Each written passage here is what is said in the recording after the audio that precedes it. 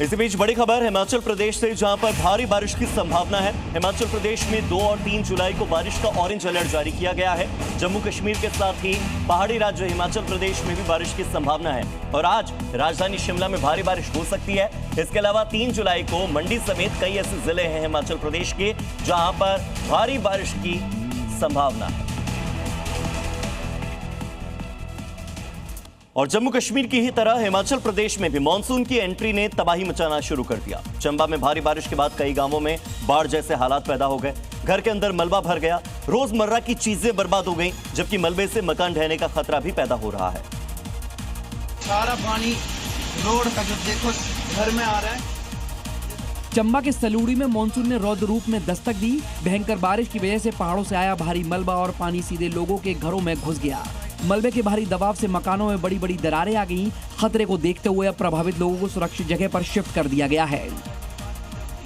अगर बारिश ऐसी ही जारी रही तो आने वाले दिनों में स्थिति और भी गंभीर हो सकती है, जिसको देखते हुए प्रशासन ने लोगों को अनावश्यक यात्रा करने से बचने की सलाह दी है। खबर उत्तराखंड से, जहां पर भारी बारिश की संभावना है। उत्तराखंड के देहरादून और बागेश्वर में बारिश का ऑरेंज अलर्ट जारी किया गया है। इसके अलावा नैनीताल और चमोली में येलो अलर्ट जारी हुआ है।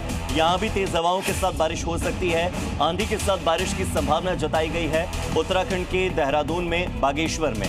तो देहरादून और बागेश्वर में ऑरेंज अलर्ट है, यानी कि ज्यादा बारिश हो सकती है, जबकि नैनीताल और चमोली जैसे इलाकों में येलो अलर्ट जारी हुआ है, जहां पर तेज हवाओं के साथ थोड़ी बहुत बारिश होने की संभावना है। बात करते हैं अमरनाथ यात्रा की, क्योंकि अमरनाथ यात्रा का पहला जत्था रवाना हो चुका है। जम्मू से बालटाल और पहलगाम कैंप के लिए यह पहला जत्था निकल चुका है। 3 जुलाई से आधिकारिक शुरुआत होने वाली है और ऐसे में पहला जत्था जम्मू से रवाना हो चुका है। 57 दिनों तक अमरनाथ यात्रा चलने वाली है। तो बालटाल और पहलगाम के लिए, वहां के कैंप के लिए श्रद्धालुओं का पहला जत्था निकल चुका है। माथे पर त्रिपुंड लगाकर भगवा वस्त्र धारण किए तमाम ये श्रद्धालु बाबा बर्फानी के दर्शन के लिए निकल चले हैं और इसी बीच सुरक्षा की कड़ी व्यवस्था की गई है। इस बार खास तौर पर ड्रोन कैमरों से निगरानी रखी जा रही है। हवाई सर्विलेंस किया जा रहा है ताकि आसमान से अगर कोई खतरा हो तो उसे भी टाला जा सके। जमीन पर अगर कोई खतरा हो तो जंगलों में सघन सर्चिंग ऑपरेशन लगातार जारी है।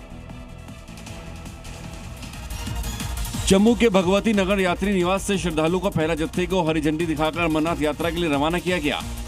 यहां से निकलकर यात्री कश्मीर के बालटाल और पहलगाम बेस कैंप पर जाएंगे, जहां से 3 जुलाई से श्रद्धालु पवित्र गुफा की ओर अपनी यात्रा शुरू कर सकेंगे। श्रद्धालुओं के लिए पूरे यात्रा मार्ग पर आवास, भोजन, चिकित्सा, एम्बुलेंस, पेयजल और हेल्प डेस्क की व्यवस्था की गई है।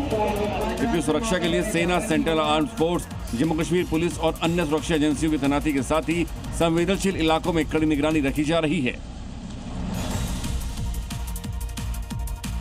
जम्मू कश्मीर में बारिश का अलर्ट जारी हुआ है और बारिश को लेकर ऑरेंज अलर्ट जारी किया गया है। बड़ी खबर सामने आ रही है जम्मू कश्मीर से, जहां पर आंधी और तूफान के साथ बारिश की संभावना है।